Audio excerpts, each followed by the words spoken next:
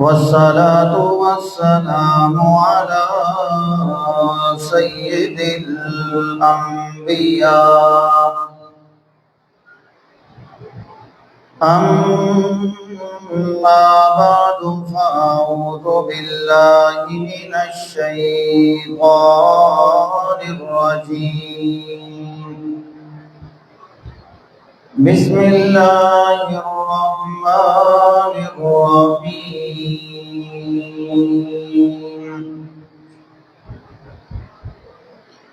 والذين يتوفون منكم ويذرون أزواجا يتربصن بأنفسهن 4 أشهر وعشرا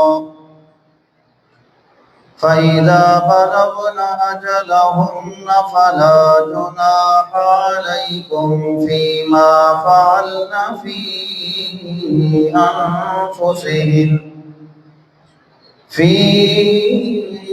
أنفسهن بالمعروف والله بما تعملون خبير. سبحان ربك رب العزة عما يصفون وسلام على المرسلين والحمد لله أولا وآخرا والحمد لله رب العالمين.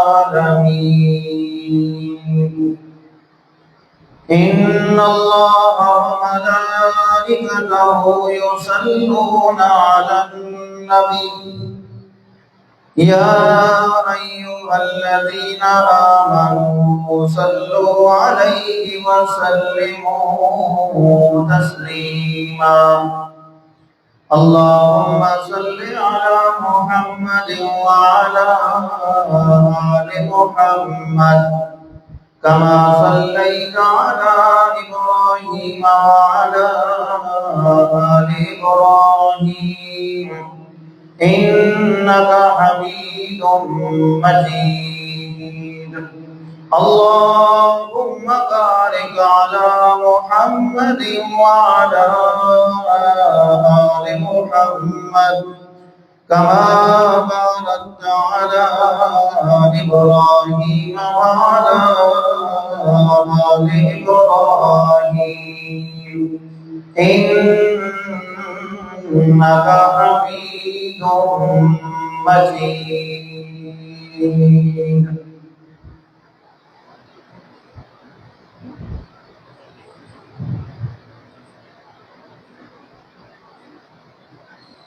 انتہائی قابل احترام سامعین گرامی،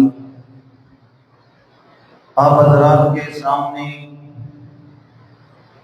دوسرا پارہ سورۃ البقرہ کی آیت نمبر 234 تلاوت کی ہے۔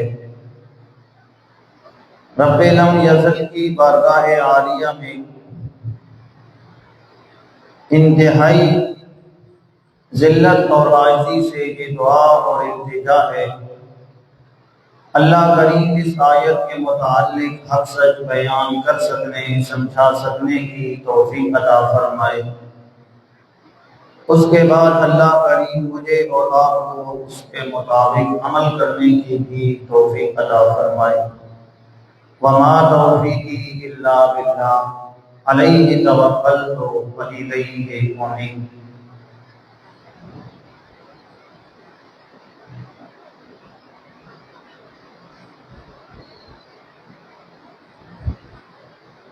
اسلام ایک ایسا مذہب ہے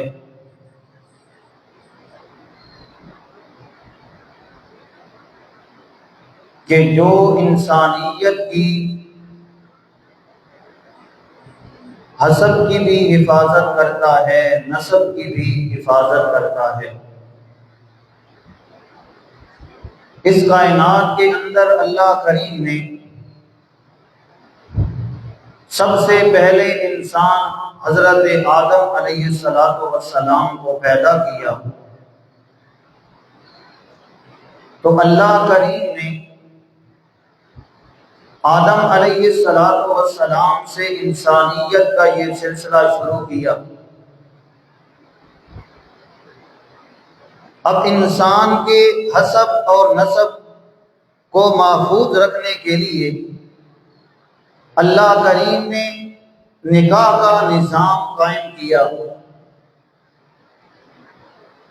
اگر دیکھا جائے تو اسلام کا نظام ہے نکاح والا، اس کے مقابلے میں نظام ہے بدکاری اور زناکاری والا۔ جہاں پہ بدکاری ہوگی، زناکاری ہوگی، انسانیت کی تعداد تو بڑھتی جائے گی لیکن انسان کا نسب اور نسل تباہ ہو جائے گی۔ لیکن اسلام نے جو نظام پیش کیا، ایک ایسا نظام اسلام نے پیش کیا جسے نکاح کہا جاتا ہے، یہ ایسا بابرکت نظام ہے کہ اس کے ذریعے اللہ نے انسان کی بڑھوتری بھی کی کہ انسان کی تعداد میں اضافہ بھی ہوتا ہے، اور اس کے ذریعے اللہ رب العزت نے انسان کے نسب کو بھی محفوظ کر دیا ہے۔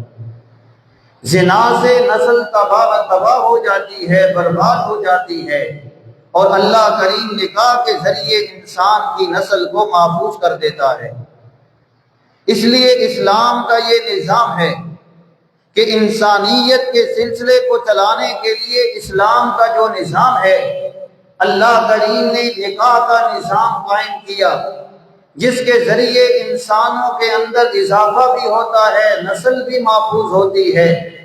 پھر نکاح کے بعد اگلا مرحلہ اللہ رب العزت نے یہ قائم کیا، اسلام نے دوسرا نظام یہ قائم کیا کہ جب میاں بیوی کے درمیان نکاح ہو جائے تو فرمایا کہ نکاح کی صورت میں اب میاں بیوی ایک دوسرے کے لیے حلال ہو گئے ہیں، ایک دوسرے کے لیے وہ لباس بن گئے ہیں، لیکن اگر خدا نخواستہ کوئی ایسا موقع آ گیا کہ اب میاں بیوی آپس میں اکٹھے نہیں رہ سکتے، ان کا آپس میں گزارا نہیں ہو سکتا، تو اسلام نے نکاح کے بعد اگلا نظام قائم کیا طلاق کی صورت کے اندر کہ اگر میاں بیوی کی آپس میں نہیں بنتی، اگر میاں بیوی آپس میں اب اکٹھا نہیں رہنا چاہتے تو اللہ کریم نے طلاق کا نظام قائم کیا، اور اس کے ذریعے اللہ رب العزت نے انسان کی نسل کو، انسان کے نسب کو محفوظ کیا۔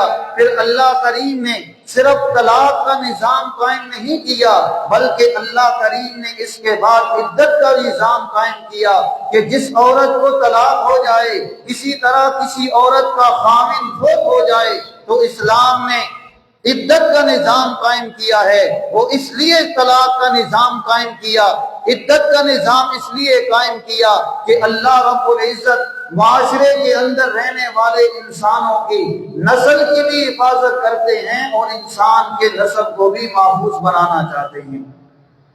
اس لیے یہ اسلام کا نظام ہے، پہلے نکاح کا نظام ہے، اس کے بعد طلاق کا نظام ہے، پھر عدت کا نظام ہے۔ اگر کسی عورت کا خامن فوت ہو جائے تو اللہ کریم نے اس کے لیے بھی عدت کا نظام بنایا ہے۔ یہ اسلام کا ایک طریقہ کار ہے جو اسلام نے قائم کیا ہے۔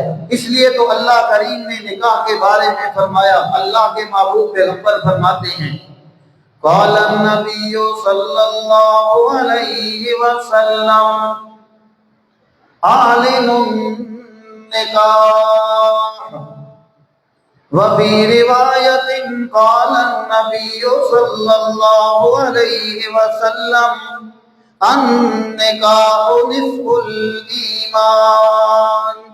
اللہ کے محبوب پیغمبر نے فرمایا جب تم نے نکاح کرنا ہے تو فرمایا لوگوں کے سامنے اعلان کر کے نکاح کرنا ہے، کیونکہ اس نکاح کے ذریعے آنے والی نسل کا اللہ کریم نے نسب محفوظ کرنا ہے۔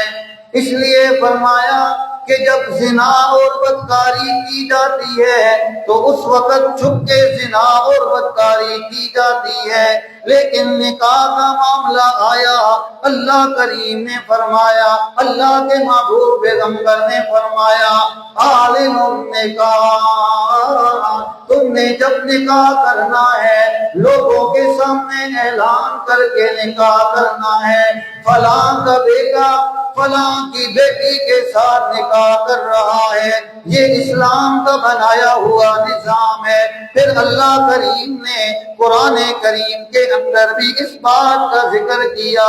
اللہ کریم فرماتے ہیں فَانكِحُوا مَا طَابَ لَكُم مِّنَ النِّسَاءِ، فرمایا کہ جن عورتوں کے بارے میں تم چاہتے ہو کہ ہم ان سے نکاح کریں، اللہ کریم نے فرمایا ان سے تمہیں نکاح کرنے کی اجازت دی جا رہی ہے۔ ایک نکاح کرنا چاہتے ہو ایک کر لو، دو کرنا چاہتے ہو تین کرنا چاہتے ہو چار کرنا چاہتے ہو چار تک نکاح کرنے کی تمہیں اجازت دی جا رہی ہے۔ یہ نکاح کا نظام اللہ کریم نے اس لیے قائم کیا، اللہ کریم انسانیت کے نسل کو محفوظ کرنا چاہتے ہیں۔ شریعت کا تقاضا بھی یہی ہے کہ انسان کا نسل محفوظ ہو، انسان کا کردار مشکوک نہ ہو، انسان کا نسب مشکوک نہ ہو۔ اللہ کریم نے انسان کے نسب کی حفاظت کرنے کے لیے نکاح کا حکم دیا، نکاح کا طریقہ کار بنایا۔ اب جب مسلمان بندے نے نکاح کر لیا، نکاح کا وقت آیا، میرے محبوب پیغمبر نے فرمایا اے دنیا والوں، چار چیزیں دے کر نکاح کیا جاتا ہے۔ کسی عورت سے نکاح اس کی خوبصورتی کی وجہ سے کیا جاتا ہے کہ یہ عورت بڑی خوبصورت ہے اس لیے میں اس سے نکاح کرنا چاہتا ہوں۔ دوسرے نمبر پہ فرمایا کسی عورت سے نکاح اس لیے کیا جاتا ہے کہ یہ عورت بڑے اونچے خاندان کی ہے، یہ بڑے اونچے خاندان سے تعلق رکھتی ہے اس لیے میں اس سے نکاح کرنا چاہتا ہوں۔ تیسرے نمبر پہ فرمایا کسی عورت سے نکاح اس کا مال دیکھ کے کیا جاتا ہے کہ یہ عورت بڑے مالدار خاندان سے تعلق رکھتی ہے اس لیے میں اس سے نکاح کرنا چاہتا ہوں۔ چوتھے نمبر پہ اللہ کے محبوب پیغمبر نے فرمایا کہ انسان کسی عورت سے نکاح اس لیے کرتا ہے کہ یہ عورت بڑی دیندار ہے، میں دیندار عورت سے نکاح کرنا چاہتا ہوں۔ اللہ کے محبوب پیغمبر نے فرمایا ان چار چیزوں کی وجہ سے انسان نکاح کرتا ہے۔ فرمایا کہ جب تم نکاح کرنے لگو تم نے مال کو نہیں دیکھنا، تم نے حسن و جمال کو نہیں دیکھنا، تم نے حسب نسب کو نہیں دیکھنا۔ فرمایا فاظفر بالدین، تم نے جب بھی انتخاب کرنا ہے کسی عورت کا تو دینداری کی وجہ سے انتخاب کرنا ہے۔ ہاں یہ چیز ختم ہو گئی ہے، اسی وجہ سے ہر گھر میں مسائل ہیں۔ صحابہ اکرام رضوان اللہ تعالی علیہم اجمعین کا تو یہ عمل تھا، یہ طریقہ کار تھا کہ اگر وہ کسی نوجوان کو دیکھتے کہ یہ اچھا ہے دیندار ہے تو اسے خود رشتہ پیش کر دیا کرتے تھے کہ میں تجھے اپنی بیٹی کا رشتہ دینا چاہتا ہوں۔ آج تو یہ ختم ہو گیا ہے، کیوں کہ ہماری ناک کٹ جائے گی اگر کسی کو میں نے کہا کہ میں اپنی بیٹی کا رشتہ تجھے دینا چاہتا ہوں تو میری جو ناک کٹ جائے گی۔ حالانکہ صحابہ اکرام کے واقعات دیکھیے، آپ علیہ الصلوۃ والسلام کا عمل دیکھیے، آپ علیہ الصلوۃ والسلام نے بھی تو نکاح کے پیغام بھجوائے، آپ علیہ الصلوۃ والسلام کی طرف بھی حضرت خدیجہ رضی اللہ تعالی عنہا نے خود نکاح کا پیغام بھجوایا تھا۔ یہ اسلام کا نظام ہے۔ جب نکاح کا نظام قائم ہو گیا، نکاح ہو گیا، اب اللہ کریم نے اگلی صورت ذکر کی کہ اگر میاں بیوی کے درمیان گزارا ممکن نہیں، آپس میں نباہ ممکن نہیں رہا تو اللہ کریم نے قرآن کریم کے اندر اگلا نظام پیش کیا، طلاق کا نظام جسے کہا جاتا ہے۔ اللہ کریم نے اس کا ذکر کیا سورہ بقرہ کے اندر۔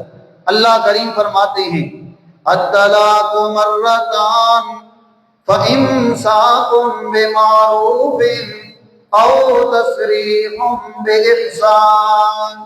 اللہ کریم نے قرآن کریم کے اندر طلاقوں کی تعداد ذکر کی، 3 طلاقوں کا ذکر اللہ کریم نے قرآن کریم کے اندر کیا۔ یہ سورہ بقرہ ہے، اس کے دوسرے پارے کے اندر یہ آیت موجود ہے، اپنے گھروں کے اندر جا کے دیکھ لیجئے گا۔ اللہ کریم نے فرمایا الطلاق مرتان فإمساک بمعروف او تسریح بإحسان۔ فرمایا کہ طلاق جس کے بعد انسان اپنی بیوی سے رجوع کر سکتا ہے، فرمایا کہ وہ دو طلاقیں ہیں، پہلی طلاق دینے کے بعد بھی رجوع کر سکتا ہے، دوسری طلاق دینے کے بعد بھی رجوع کر سکتا ہے۔ اللہ کریم نے اگلی آیت کے اندر فرمایا فَإِن طَلَّقَهَا فَلَا تَحِلُّ لَهُ مِن بَعْدُ حَتَّى تَنكِحَ زَوْجًا غَيْرَهُ۔ فرمایا کہ جب تین طلاقیں دے دے گا، تیسری طلاق دے دے گا، فرمایا فَلَا تَحِلُّ لَهُ مِن بَعْدُ، تیسری طلاق دینے کے بعد بیوی اس کے لیے ہمیشہ ہمیشہ کے لیے حرام ہو جائے گی۔ کتنی طلاقوں کا اختیار اللہ نے دیا ہے مرد کو؟ بولیے بولیے، کتنی طلاقوں کا؟ 3 طلاقوں کا اختیار دیا ہے۔ اب یہ بندے کی اپنی مرضی ہے کہ 3 اکٹھی دیتا ہے یا 1 دیتا ہے۔ شریعت منع کرتی ہے 3 طلاقیں اکٹھی دینے سے۔ شریعت کا تقاضا یہ ہے کہ انسان اگر طلاق دینا چاہتا ہے تو 1 طلاق دے لے۔ اگر بالفرض طلاق دینے کے بعد میاں بیوی کا دوبارہ ذہن بن جاتا ہے کہ یار ہماری اولاد اس معاشرے کے اندر ذلیل و رسوا ہو کے رہ جائے گی، ہماری اولاد کا کیا بنے گا، اس وقت تو انسان غصے میں ہوتا ہے، جوش میں ہوتا ہے، 3 کی 3 طلاقیں دے دیتا ہے۔ لیکن شریعت منع کرتی ہے کہ یہ کام نہیں کرنا۔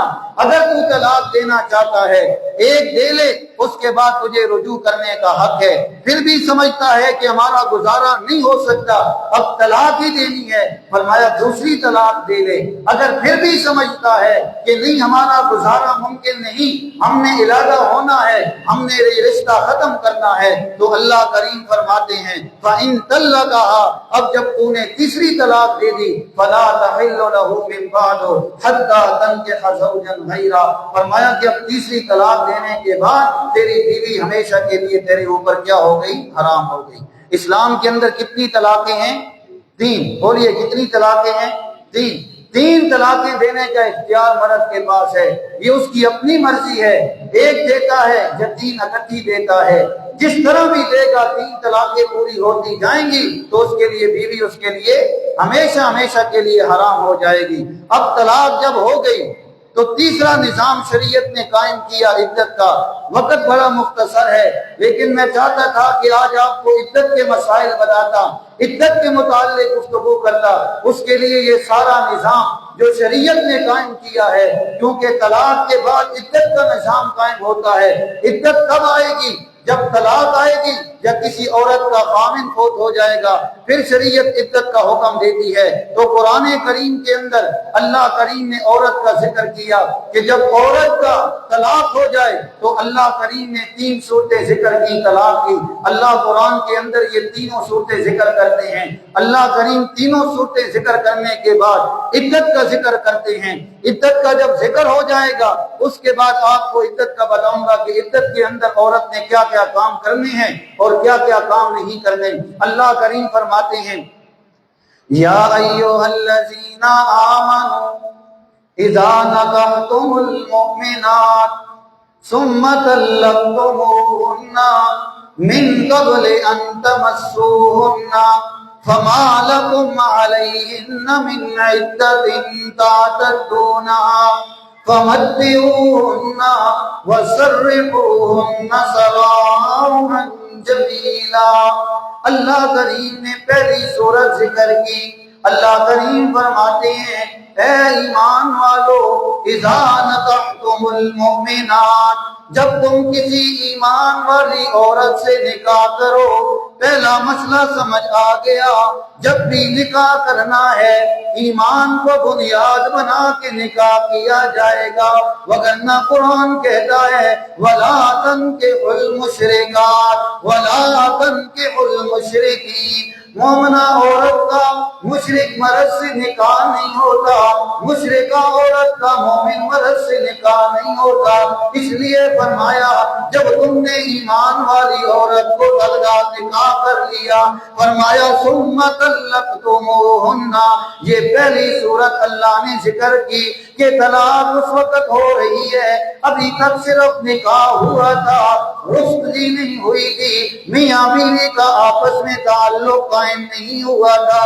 اللہ کریم فرماتے ہیں نکاح ہو گیا، ابھی تک رشتگی نہیں ہوئی، نوبت آ گئی طلاق تک، اللہ کریم فرماتے ہیں ثم طلقتموہن من قبل ان تمسوہن، جس وقت تم نے رشتگی سے پہلے آپس میں ملاپ سے پہلے تم نے طلاق دے دی، اللہ کریم فرماتے ہیں فما لکم علیہن من عدۃ تعتدونہا، اس صورت کے اندر عورت کے اوپر عدت واجب نہیں ہے۔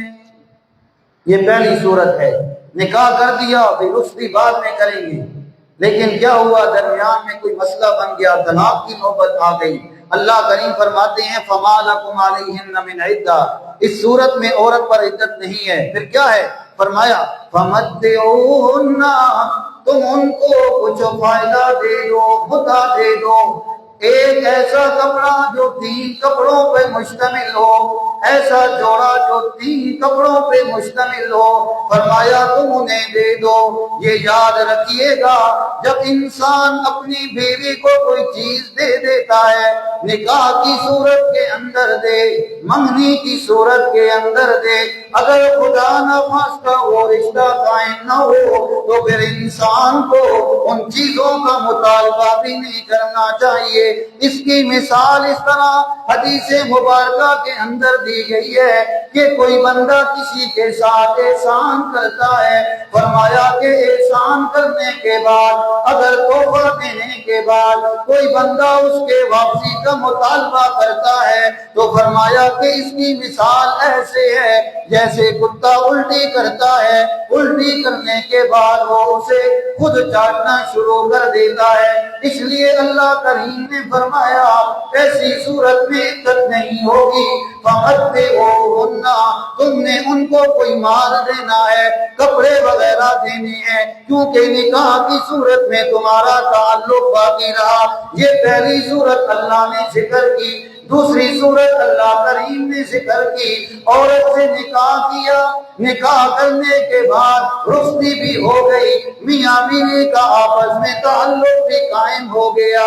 اب اللہ کریم فرماتے ہیں اب موقع ایسا آیا کہ میاں بیوی کے درمیان طلاق ہو گئی، اللہ کریم فرماتے ہیں وَلِلْمُطَلَّقَاتِ يَتَرَبَّصْنَ بِأَنفُسِهِنَّ ثَلَاثَةَ قُرُوءٍ، اللہ کریم فرماتے ہیں کہ جس عورت کو رشتگی کے بعد میاں بیوی کے ملاپ کے بعد طلاق ہو جائے، اللہ کریم فرماتے ہیں اس عورت کے اوپر عدت یہ ہے یتربصن بانفسہن ثلاثۃ قروء، طلاق کے بعد جو آنے والے 3 مہینے ہیں ان مہینوں کے اندر جو عورت کے ایام مخصوصہ ہوتے ہیں ان 3 ایام مخصوصہ کو عورت گزارے گی، ان 3 ایام مخصوصہ کو گزارنے تک وہ کسی سے نکاح نہیں کر سکتی۔ یہ اس عورت کی عدت کا ذکر کیا جس عورت کو طلاق ہو جائے، طلاق ہونے کے بعد وہ اپنی عدت گزارے گی۔ اس صورت کے اندر میاں بیوی جو ہے وہ امید سے نہیں ہو، اگر میاں بیوی امید سے ہے، میاں بیوی کے درمیان طلاق ہو گئی لیکن طلاق اس صورت کے اندر ہوئی کہ بیوی حالت حمل سے تھی، امید کے سے بچہ پیدا ہونے والا تھا، تو یاد رکھیے گا شریعت اس حالت کے اندر اپنی بیوی کو طلاق دینے سے منع کرتی ہے، لیکن اگر کوئی بندہ اس صورت کے اندر بھی اپنی بیوی کو طلاق دے دے تو شریعت کی نظر میں طلاق ہو جاتی ہے۔ یہ مسئلہ سمجھ لیا ہے نا کہ حالت حمل میں طلاق ہو جاتی ہے، یہ لوگوں نے مسئلہ بنایا ہوا ہے، طلاق نہیں ہوتی۔ جس صورت میں بھی انسان بیوی کو طلاق دے، حدیث مبارکہ کے اندر آتا ہے ایک بندہ اپنے گھر کے اندر بیٹھا ہے، مذاق سے ہی اپنی بیوی کو کہہ دیتا ہے میں تجھے 3 طلاقیں دے دیتا ہوں، تو اس کی بیوی کو تینوں طلاقیں ہو جائیں، صرف مذاق میں۔ تو یہاں تو وہ خود دے رہا ہے، اس لیے یہ مسئلہ یاد رکھیے گا۔ اس کی عدت بھی اللہ کریم نے ذکر کی، فرمایا کہ جس عورت کو حالت حمل میں طلاق ہو جائے، فرمایا وَأُولَاتُ الْأَحْمَالِ أَجَلُهُنَّ أَن يَضَعْنَ حَمْلَهُنَّ، فرمایا کہ اب یہ 3 ماہواریاں 3 ایام مخصوصہ نہیں اپنی مدت گزارے گی، بلکہ اللہ کریم نے فرمایا اب یہ عورت اس وقت تک عدت گزارے گی جب اس کے ہاں بچہ پیدا ہو جائے گا، چاہے بچہ 1 ہفتے بعد پیدا ہو، چاہے بچہ 9 مہینوں کے بعد پیدا ہو۔ اس عورت کی عدت وضع حمل ہے کہ جب بھی بچہ پیدا ہوگا اس کی عدت مکمل ہو جائے گی۔ اللہ نے یہ طلاق کا نظام بھی رکھا، طلاق کے نظام کے بعد عدت کا نظام رکھا، کیوں کہ اگر اللہ رب العزت عدت کا نظام نہ بناتے، انسان کا نسب مشکوک ہو جاتا کہ ایک عورت حالت امید سے ہے، ایک انسان نے اسے طلاق دی، دوسرے انسان نے اسے نکاح کر لیا، اب جب بچہ پیدا ہوگا اسے کون سے خامن کی طرف منسوب کیا جائے گا؟ تو شریعت نے اس موقع پر عدت کا نظام قائم کیا کہ جس عورت کو طلاق ہو جائے، فرمایا کہ وہ عدت گزارے گی، جب عدت گزارے گی تو اللہ کریم نے اس کے ساتھ اس عورت کا بھی ذکر کیا کہ جس عورت کا خامن فوت ہو جائے، اللہ کریم فرماتے ہیں والذین یتوفون منکم ویذرون ازواجا یتربصن بانفسہن، فرمایا 4 اشہر و عشرہ، اللہ کریم فرماتے ہیں کہ جس عورت کا خامن فوت ہو جائے، اللہ کریم فرماتے ہیں وہ عورت 4 مہینے 10 دن عدت گزارے گی، 100 کا مظاہرہ کرے گی۔ یہ ساری عدت اللہ کریم نے ذکر کی ہے۔ طلاق والی عورت کے لیے بھی اللہ نے عدت کا ذکر کیا، اسی طرح جس عورت کا خامن فوت ہو جائے اس کے لیے بھی اللہ نے عدت کو ذکر کیا کہ وہ عورت بھی عدت گزارے گی۔ اب یہ بات بھی اپنے ذہن کے اندر رکھیے گا کہ جس عورت کو طلاق ہو جائے، طلاق ہونے کے بعد وہ عورت کدھر عدت گزارے گی؟ تو قرآن کریم کے اندر اللہ کریم نے 28ویں پارے کے اندر اس بات کا ذکر کیا ہے کہ جس عورت کو طلاق ہو جائے، طلاق ہونے کے بعد عورت اپنے خاوند کے گھر کے اندر عدت گزارے گی۔ کہاں پہ عدت گزارے گی؟ بولیے، یہ سورہ طلاق کی پہلی آیت اپنے گھر میں جا کے دیکھ لیجیے گا۔ خاوند کے گھر میں عدت گزارے گی، اور عدت جو گزارے گی اس عدت کے دوران سارا کھانے پینے کا خرچہ وہ خاوند کی ذمہ داری ہے۔ یہاں تو نظام ہی الٹا ہے کہ بس یہاں سے میاں نے طلاق دی، فوراً اسے گھر سے نکال دیا گیا۔ قرآن کے اندر واضح الفاظ ہیں، فرمایا لا تخرجوہن من بیوتہن، اللہ کریم فرماتے ہیں کہ جب تم کسی عورت کو طلاق دے دو، فرمایا کہ تمہیں اس سے گھر سے نکالنے کی اجازت نہیں ہے۔ جس طرح وہ تمہارا گھر تھا اس طرح تمہاری بیوی کا بھی وہ گھر تھا۔ ابھی تک طلاق کے بعد عدت رہتی ہے، عدت کے دوران نکاح کا اثر باقی رہتا ہے۔ فرمایا کہ جب تک عدت پوری نہیں ہو سکتی لا تخرجوہن من بیوتہن، تمہیں انہیں اپنے گھر سے نکالنے کی اجازت نہیں ہے۔ تو پھر اللہ کریم نے اس عورت کا ذکر کیا کہ جس کی خاوند فوت ہو جائے وہ بھی عدت اپنے خاوند کے گھر گزارے گی، جس عورت کو طلاق ہو جائے وہ عورت بھی اپنے خاوند کے گھر عدت گزارے گی۔ جب عدت گزارنی ہے، اب عدت کے دوران کیا کرنا ہے؟ جس عورت کو طلاق ہوئی اس نے 3 مہینے 3 ماہواریاں عدت گزارنی ہے، اور جس عورت کو کا خاوند فوت ہو گیا اس نے بھی 4 مہینے 10 دن عدت گزارنی ہے۔ تو یاد رکھیے گا عدت کے دوران عورت زیب و زینت اختیار نہیں کر سکتی، اپنے نئے کپڑے نہیں پہن سکتی، بلکہ روٹین کے مطابق جو لباس پہنتی ہے اسی لباس کے اندر اپنے گھر کے اندر رہے گی۔ نمبر 2، عورت عدت کے دوران اپنے گھر سے باہر نہیں نکل سکتی۔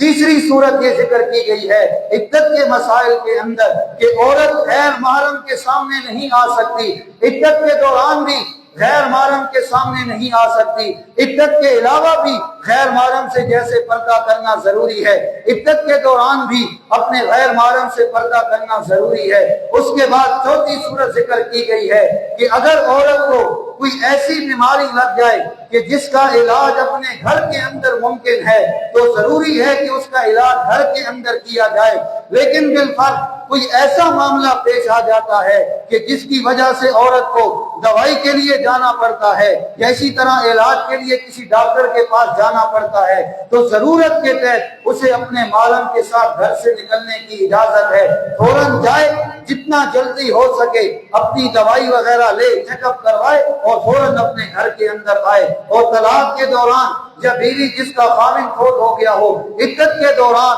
عورت اپنے گھر سے باہر کسی صورت میں رات نہیں گزار سکتی، اسی گھر کے اندر رات گزارے گی جس کے اندر وہ اپنی عدت گزار رہی ہے۔ یہ سارے نظام تھے جو اللہ کریم نے عدت کے ضمن میں ذکر کیے۔ بڑی باتیں آپ کے سامنے کرنی تھی لیکن وقت بھی اوپر ہو گیا ہے ہمارے وقت سے، لیکن یہ چیزیں ضروری تھی کہ اسلام نے پہلے نکاح کا نظام قائم کیا، نکاح کے نظام کے بعد اللہ نے طلاق کا نظام قائم کیا، طلاق کے بعد اللہ نے عدت کا نظام قائم کیا۔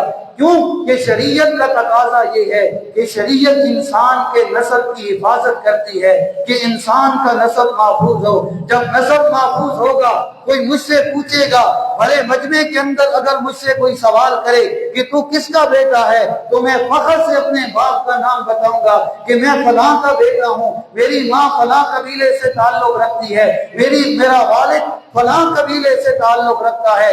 اگر نسب محفوظ نہیں ہوگا تو معاشرے کے اندر انسان ذلیل و رسوا ہو کے رہ جائے گا۔ اس لیے اللہ نے نکاح کا نظام بھی قائم کیا، طلاق کا نظام بھی قائم کیا، عدت کا نظام بھی قائم کیا، اس وجہ سے کہ جب انسان کا یہ حسب اور نسب محفوظ ہوگا تو معاشرے کے اندر انسان ایک عزت کے ساتھ زندگی گزارے گا، اور جس انسان کی زندگی نسب محفوظ ہوگا تو معاشرے کے اندر اللہ اسے ذلیل و رسوا نہیں ہونے دے گا۔ جو کچھ کہا سنا اللہ کریم عمل کرنے کی توفیق عطا فرمائے۔ آخر دعوانا الحمدللہ رب العالمین۔